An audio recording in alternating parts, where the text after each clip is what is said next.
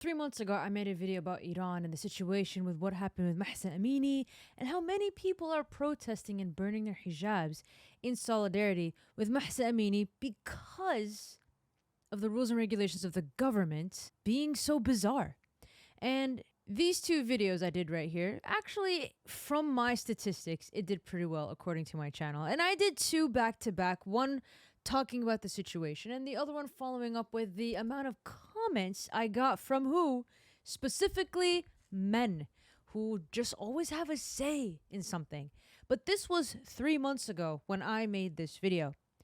Following up on recent news, it's still going on. And recently, an Iranian woman competes at a chess tournament without hijab.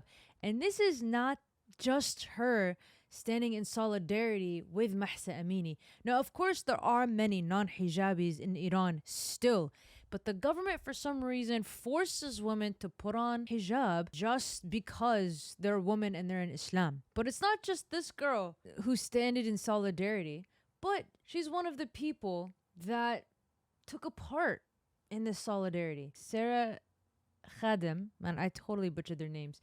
They competed in the World Rapid Blitz Chess Championships in Kazakhstan without hijab. Of course, we all know what hijab is. This is my channel. I wear the hijab. So we all know what hijab is. But if you don't know what a hijab is a head covering for women in Islam who wear it because they are supposed to in religion. Now, the only difference is, yes, you are supposed to wear the hijab in religion. Let me be clear.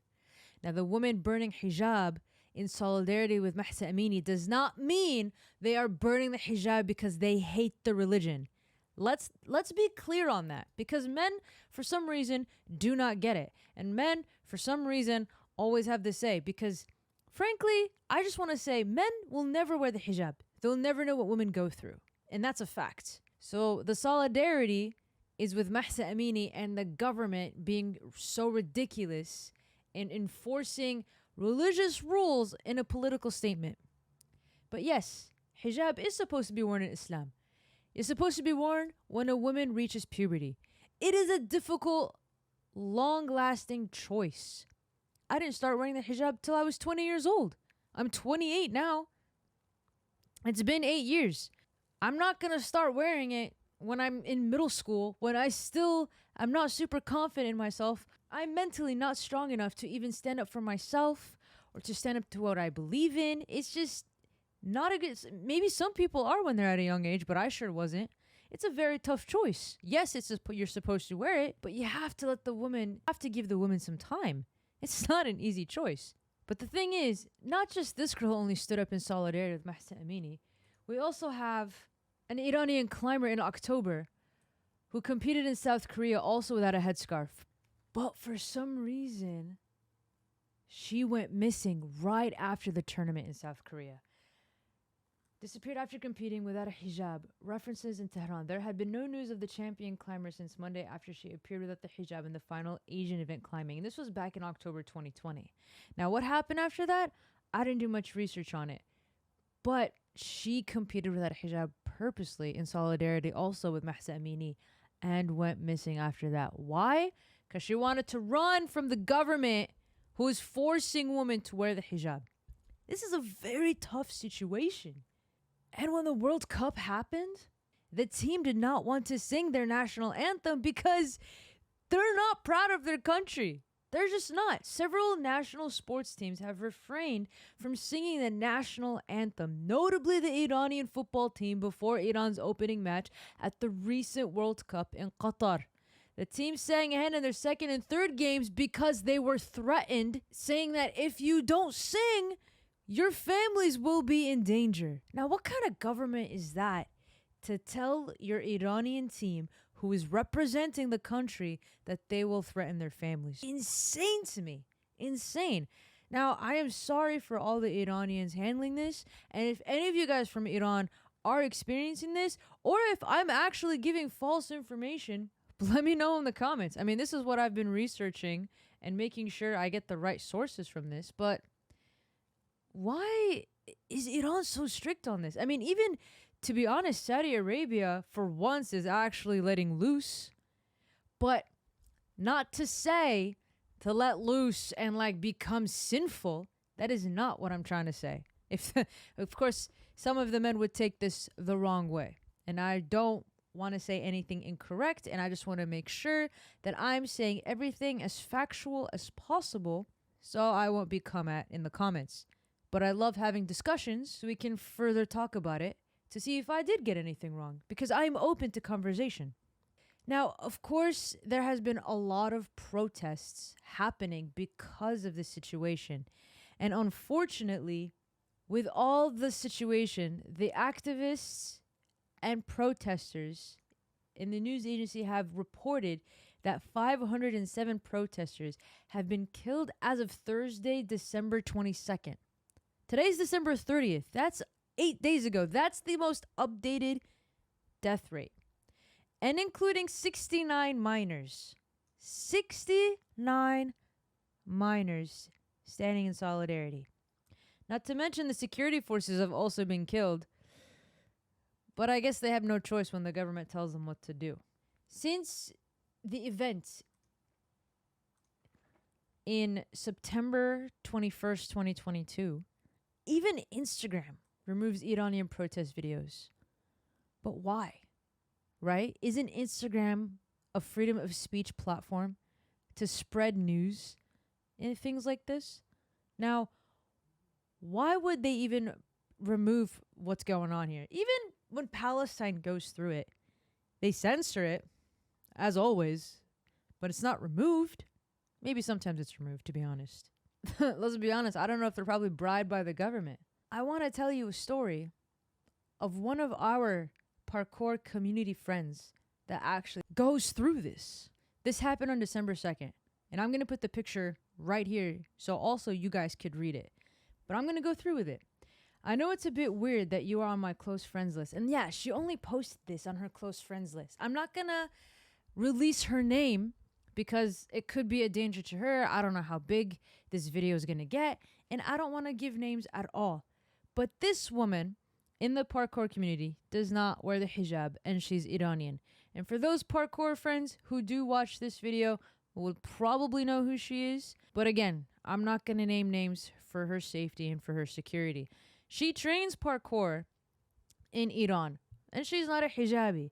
And what really sucks is that she just gets watched like a hawk as like the hijabi police by none other than men. We can't really catch a break, to be honest. Even I get these comments all the time. I literally like lift my sleeves up like this for like 2 seconds just to do a parkour line, because if I don't, probably my sleeves will go over my hands. Because I'm trying to be conservative and wear long sleeves at the same time, I still get comments from men saying, "Oh, dude, she's a hijabi, but she's wearing short sleeves." I'm like, bro, like, get off me, man. Get off me. So she says this.